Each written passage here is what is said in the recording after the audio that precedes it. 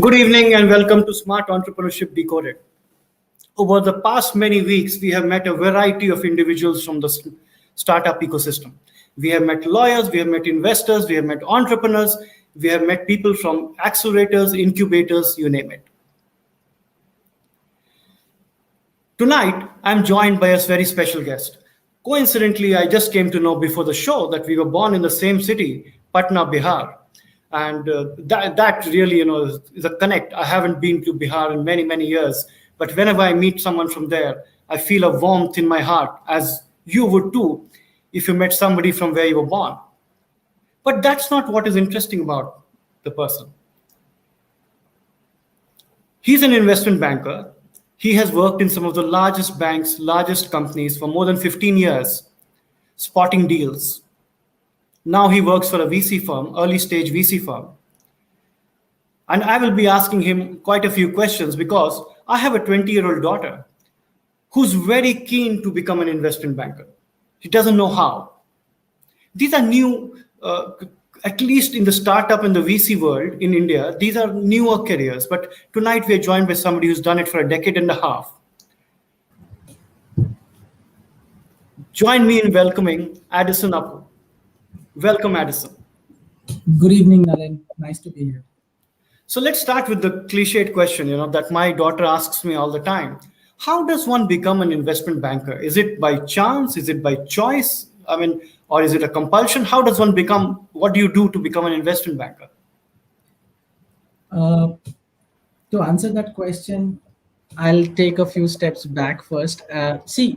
Sometimes you're thrown into the deep end.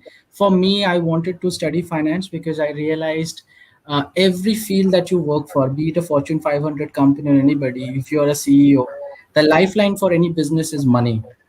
And whoever controls money will control probably what happens in the business. So that was the starting point. Then the critical factor was how you grow. In terms of every business, if you look at stock markets, everybody talks about revenues, margins, how you're going to grow. And the only way there are only two ways to grow. One is organically, where you keep getting clients, or you then spot an opportunity where you can acquire somebody, add it to your kitty, and then grow faster because you eat up in the competition. So that is typically a role of an investment banker. They are not just the people who assist a company to grow inorganically, but also allows the management to breathe a little easy, both in terms of resource procurement, in terms of capital, and also in terms of spotting opportunities which will propel their growth. For me, being a finance student, I got the opportunity early in my career. I started my career as an intern in Punjab National Bank Treasury, where I was assisting all the 4 desks. It was a great learning experience. From there, the path was almost visible. So I joined an equity research team of a bulge bracket European bank, then moved into HSBC and worked there for 5 years and learned the trade. And it's all about spotting.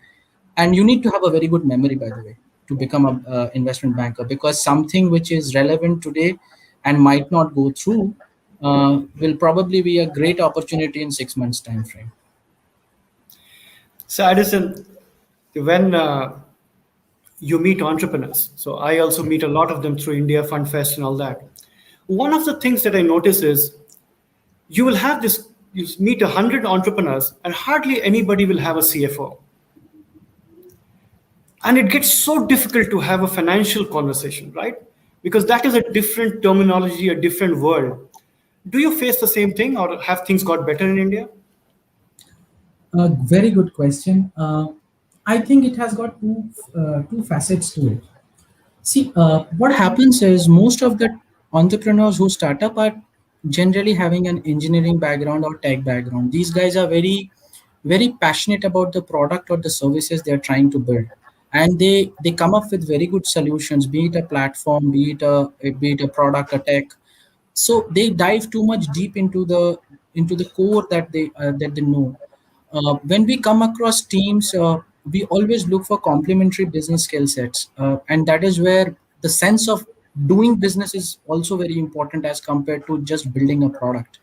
To answer your question, yes, we do feel that some of the startups are too two-member tech team, very good at technology, but when you ask them questions related to business, how we're going to manage their costing, they're a little, I would say, not aware of what. I mean, they also end up diluting a lot. I mean, in terms of the fact that if you get a finance guy upfront, he will give you that advice that if you have built something good, don't let it go for cheap. What happens is, since you are also learning the trade, you have put a great product together. I have heard Mr. Vijay Shekhar Sharma, whenever he speaks in conferences, he says, I sold 38%, 40% in my first round. Hardly did I know that I was sitting on a gold mine and I had to dilute so much. So bringing in a CEO will definitely help. I do understand the second facet of this whole conversation is that how to get a guy who is experienced, who can, because it's a catch 22 situation. You may not have the resources to hire the best person around, but you need to find somebody who may be your friend, who has been an ex colleague, who is interested in the startup space, to bring him on ESOPs or give him some equity, because he adds a lot of value. And it's good to have complementary business skill sets. Now, that's a very important point you make, because most of people look at a CFO as an accounting person. Now, accounting, statutory compliance is one aspect. A CFO's role in fundraising may be a one-time thing. So that's where your point of bringing in somebody who, on a consulting basis, ESOP basis, or at least one-time support basis, is very important. Yeah, I mean, if you look at it, some of these companies are really bootstrapped in nature. They put in their small wealth that they have created, and then they build the product. They are not taking salaries. The pressure is always there. We have seen that. However, all said and done, to grow the business, you will require capital, even if you have a great product, because it is almost like whatever you are earning, you're putting back into the business to grow, either through geographical expansion or through product diversification, and both requires capital. Here in this case, it's a full-time activity, and if the two founders uh, are stretched in their bandwidth to come and talk to each and every investor and explain them, obviously every investor will want to know who the founders are. So it's good to have complementary skill sets. I have seen a lot of engineers having MBA backgrounds, and so the even for them, it's always good to brush up, because an investor always wants to know. Uh, it's not just about the product. The product has to make business sense, because at the end of the day, if you can't make money, if you can't sell the product, if you can't sell your service, you're not going to make money, and living life on borrowed capital doesn't help. True. I want to go back to a point you were making earlier about undervaluing and overvaluing. Just like there are all kinds of entrepreneurs, we do have all kind of investors. Not very long ago, India was a land of money lenders more than investors. Some would argue it still is, but do investors, by undervaluing companies, actually harm themselves in the long run? See, valuation is very, it's a mathematical process. I mean, at times when I say mathematical process, whatever you are doing, if you're generating something, an investor will want to buy in. What is an investment? It's basically, you have created something, and I want to be part of it. That is how it works. In equity markets, you buy shares of listed entities. In a private market, which is the alternatives here, in this case VC investments, you build a product, and then you want to grow, and then you give a share of your own idea to another person for exchange of money. So, keeping that in mind, you got to know what is the right value. At times, I have seen people going overboard, asking something which is not rational. At times, I have seen people undervaluing themselves, where they don't even know what the worth of the product is. So, as an entrepreneur, it is very, very important that to assess the situation. If you are in a competitive segment, I mean education tech, fintechs, in that matter, uh, there's a lot of value add that has been created by a lot of companies. You need to see what is your cohort, what is your mode, and then try and perceive a value which the investor can buy in. So coming to your question on undervalue and overvalue, it goes both ways. We have seen that. However, we feel, and while we are talking to the investor, we tell him that, boss, you have built something decent. I don't undervalue yourself, because what happens is, if you come at a very low valuation and the poor fellow dilutes himself so much, the next round becomes very challenging, because then he will go down his 50% stake before a series A, and no investor will want to look at a company where the promoter themselves have been diluted so much. So let's shift a little bit to the times we live in, right? Today, being a startup founder is almost celebrated, and funding is considered almost a birthright.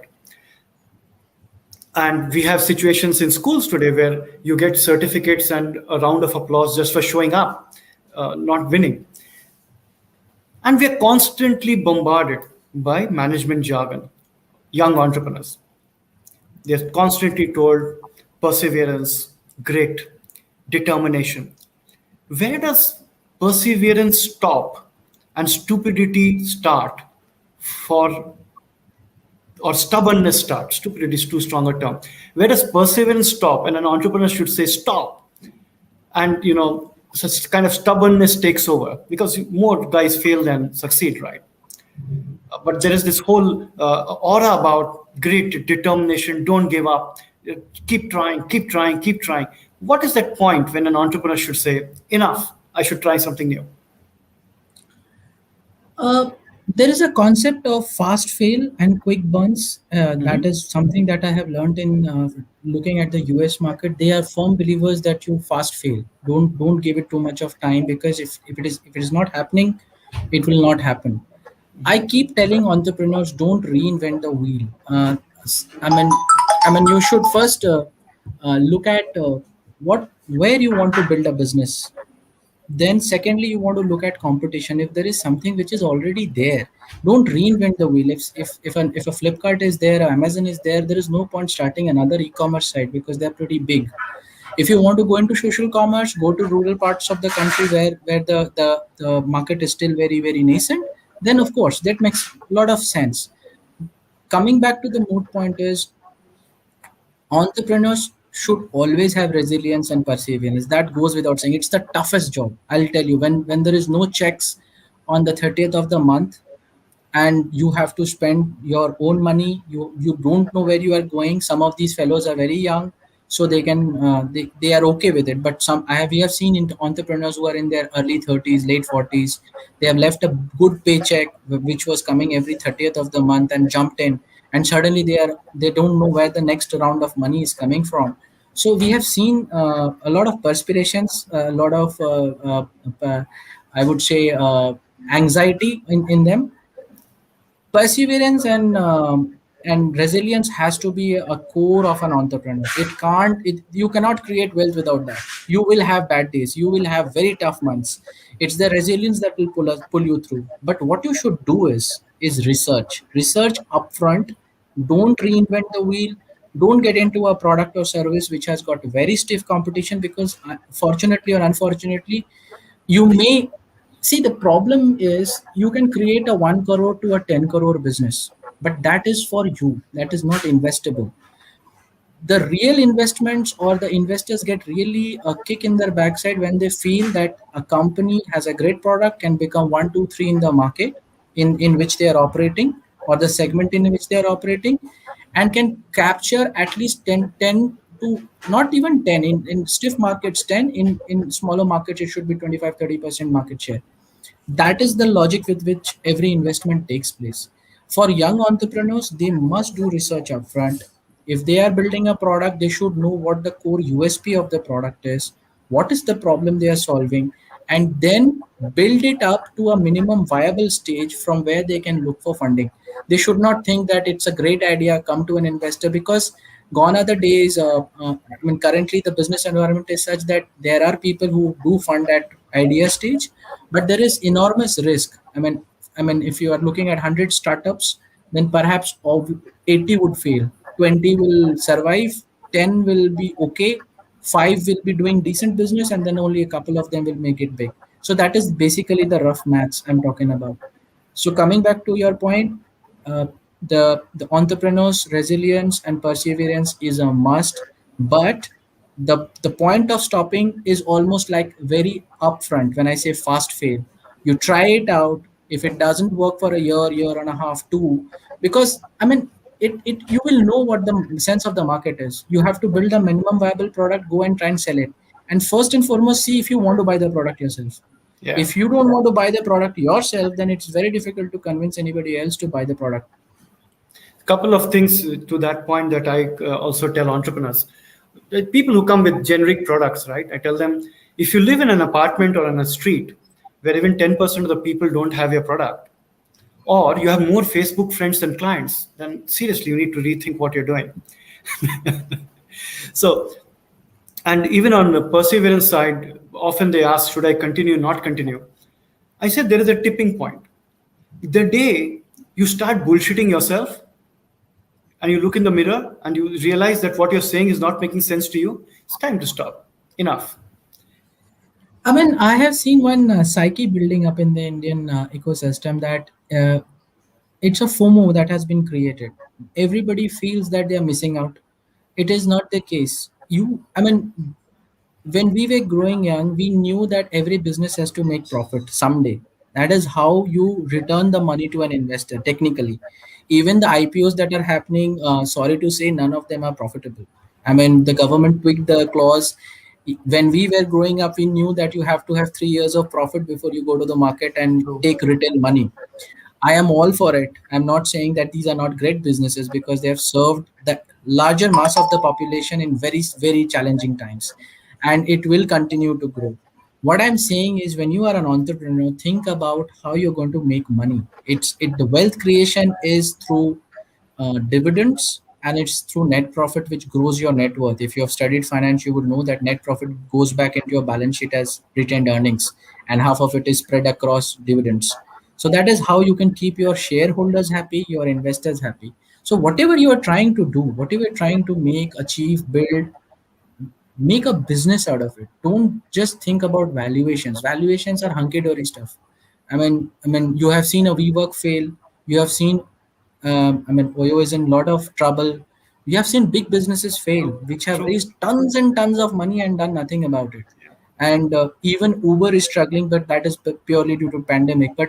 Uh, but but but build a strong business case, a model which is sustainable in nature, and money will flow. You Yeah. People will chase you to give money, because it's a tier structure. Right now we are talking about venture capital, which is early stage, but there are private equity guys, there are sovereign wealth funds, and then of course the retail market, which is the IPO. Absolutely. And it is the maturity model, right? You start with Yeah.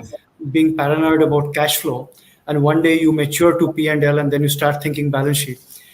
First few years are all cash flow. No, some of the entrepreneurs come back. It's a cash 22. They tell me, अरे पैसा नहीं डालेंगे तो कैसे होगा? मतलब, but that is a very wrong approach to take, because what I would say is, if you are an engineer, you have built a great product, try and go and sell it to a customer. Let give take feedback, see what he has to say, whether you are doing something which he actually requires or not. If he requires it, he will pay for it. I'm pretty sure about it. Once he pays, your confidence grows up, and then you make the final tweaks, update, upgrade, and be where you want to be. So let's talk about something else. You spent 15 years in this space. You've probably met as many entrepreneurs as I have, thousands and thousands of them. Put aside for a moment your company's investment philosophy, because you're bound by that, right? And you have to go as per that. I respect that. But when you look at a entrepreneur pitching to you, what is it that makes you go, I want to talk to this guy some more? What is that See, point? see, when I said that perseverance and resilience are very important, I would also say that you got to be a hustler yourself. If you can't sell, nobody will sell for you. That is very, very important quality in an entrepreneur. So I see how many people are trying to be chasing me. Like, I see 5 or 7 deals a day. It is very difficult for me to talk to everyone, but I see every deck that is sent to me. Every deck I see, because that is how I assess the potential opportunity. I don't want to miss out on a great opportunity which came to my mailbox. But at the same point in time, at times you respond and you don't get a reply back in maybe 2 3 days. Sometimes, and on the flip side, you get a person who keeps chasing you, chasing you, chasing you, till you say, okay, let's talk. So the hustler, being a hustler, it helps a lot. Second core quality is that we look at when we are talking to entrepreneurs is subject matter knowledge. I mean, to your point of bullshitting, I mean, some people just come and say, I will do this, I will do this, I have a great model, I can build this out. But half of the time there is nothing in it's everything is in assumptions. And assumptions are very tricky things. Like if you assume good things, you will see good things. If you assume bad things, then things don't look great. Uh, so that is a challenge, and that is one quality that every entrepreneur and budding entrepreneur should actually have to hustle it themselves. It's the elevator pitch concept. If you find me on an elevator and you want to pitch something, you should be able to tell me the crisp in 5 minutes till I reach my floor. If you can't do that, then you are not knowing what you want to sell. Yeah. So a few things you said which resonate very well with me. I keep telling entrepreneurs at early stage, two skills are absolutely a must in the founding team. One, ability to sell, which is your hustling, and second, ability to manage cash. Don't come and tell me even your monthly household expenses cash flow is managed by your spouse, because then I would hire her, not you. And the other point you make, which I also repeat a lot, is ultimately people put money on people, Okay. and they will put money on you if you have credibility. And credibility comes from knowledge and research. How well do you know what you're doing? And if that will give me the confidence, the idea will come and go. That's okay. I mean, but what gives me confidence is how credible are you? And honestly speaking, we bet on the jockey and on the horse. We have seen great ideas fail because of very poor execution skills. So it's almost like a game of poker when you start with the entrepreneurs as card one, and the second card is the market in which they're trying to play. And then every deal shows up traction, then there is commitments, and then they have you go on the right path.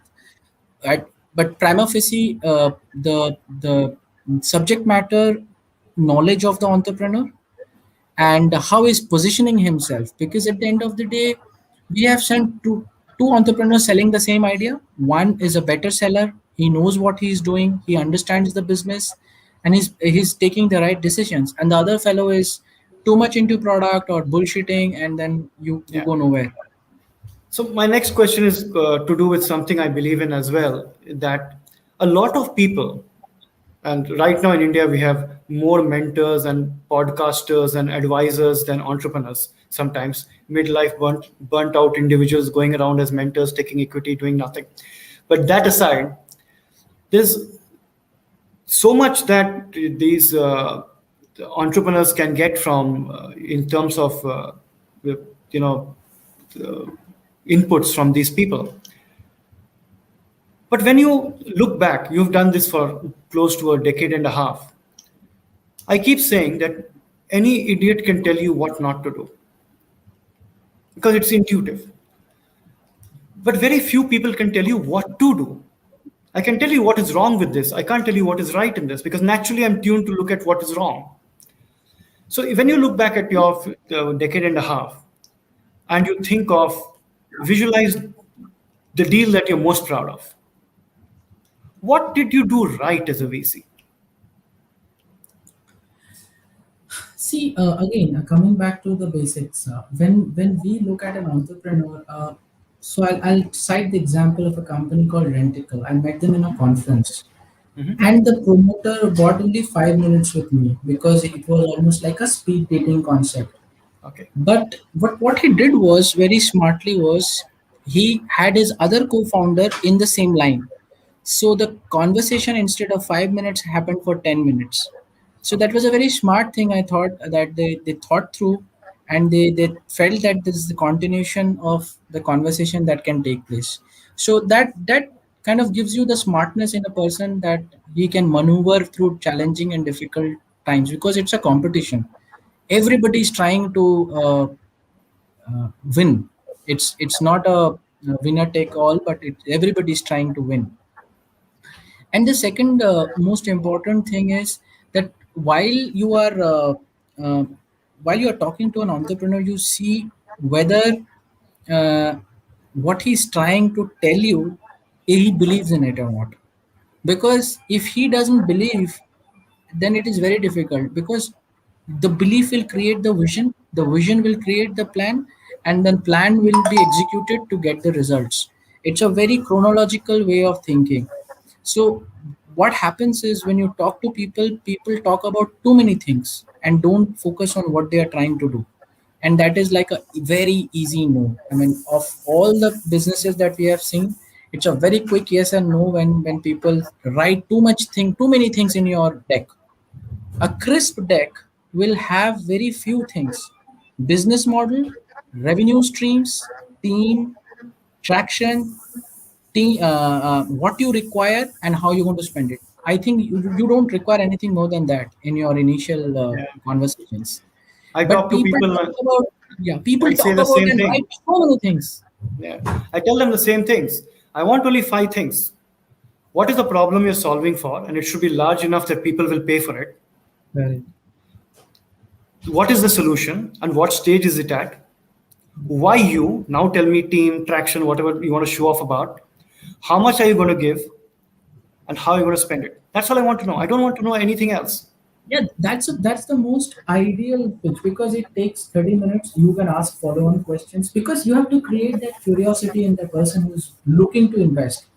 Sometimes people go, they build 20, 25, 30 slide decks. When you give them time, they start talking. 30 minutes are gone and you would have lost interest by then. What I want to know is, what have you done so far? What is your background? Why you came up with this idea? What is the solution you're making? And how you're going to, I mean, have you seen any success or not in terms of one customer, two customers? What is the feedback? And that's good enough for me to start with, and then I can build around it because I also come with some expertise and some network. Because if I feel that, oh, I know this person, I can introduce him, he can get more business, the business can grow. So I am also thinking business while I'm talking to him. But if you don't get me, you don't press the right chords with me, then I'll get lost. So one of the things that I observe with investors is that uh, they shy away from giving full and direct feedback. I can understand the reasons, right? They don't want to demotivate. They don't want to look bad in case the guy makes it big tomorrow. But how important is that? I mean, should you give your feedback, or you should just stop taking calls, or how do you work? See, it's a very good question. I would say I'll answer it in two parts. Part one is, we believe in giving feedback, but not everybody is open for a feedback. When you say that this is wrong, they take it offensively and say that no, you don't understand this. That is one piece of it. Very few people are taught to take feedback. They always feel it is criticism. Okay, so you got to differentiate between what is a feedback and what is a criticism. Number one. Number two is, it is very important to give the feedback because then you have done your job and you can stop him from doing something which he will regret, say another 6 months down the line, 10 months down the line. And we firmly believe at Thinkuvate that our value add is not just in our presence in the room, but in the absence of the room as well. So people will say, he told us the right thing, we didn't do it, now we are in trouble. So feedback is very important. Coming back to not picking calls, I'll tell you one thing. I used to believe when I was a banker that why the investor is not returning my mails or calls. But after I went into the shoes of an investor, it is a very, very stressful day that you pass through because you look at five new opportunities. You may be talking to three of them which are live. You may be closing one which requires money to be given out. On top of it, there are conferences, seminars. I mean, now it is digital and it is even more taxing because now you can't even tell people that you are at one conference and you can't attend the other because they will say that our conference at 5:30, you can join us at 6 o'clock. So, and it's all digital, so that even eats up into a lot of your time.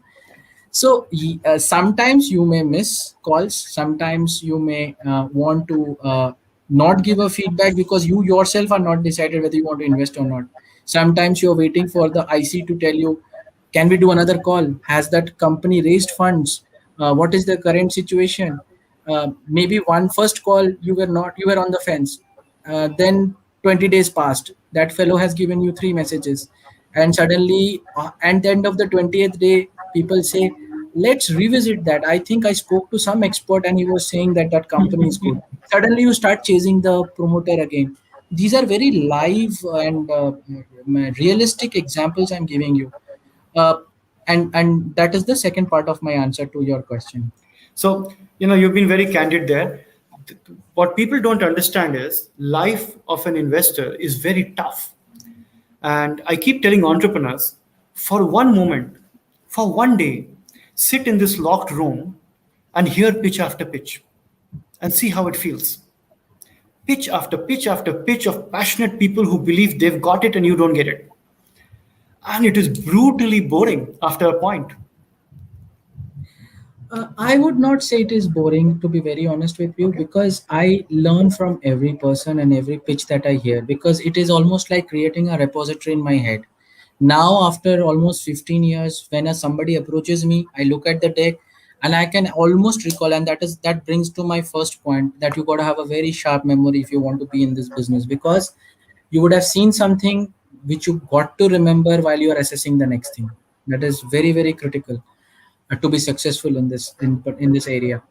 The other thing is that when you are listening to pitches, it's the passion of the entrepreneur that drives you, because at times it may be afternoon session, you may have had lunch. I'm talking very candidly in this interview, that you may have had lunch, you are not on top of your game, but somebody who's trying to explain you a product, he or she has to take that extra effort to tell you, I'm doing this, are you excited about this? I mean, there are run of the mill IoT companies, there are run of the mill fintechs, there are run of the mill edutechs. Everybody's aggregating tutors. Our tutor will not go to every channel, right? There is an academy, Vedantu, Baiju. If you're not doing something different, which is rural, or you are trying to go to the Bharat, as I would say, how will you capture my attention? Because the urban market, the metro markets are already done. I mean, most of the consumers are using one or the other. So these are the kind of pitches that excite you, and the switch on switch off button is very, very nimble.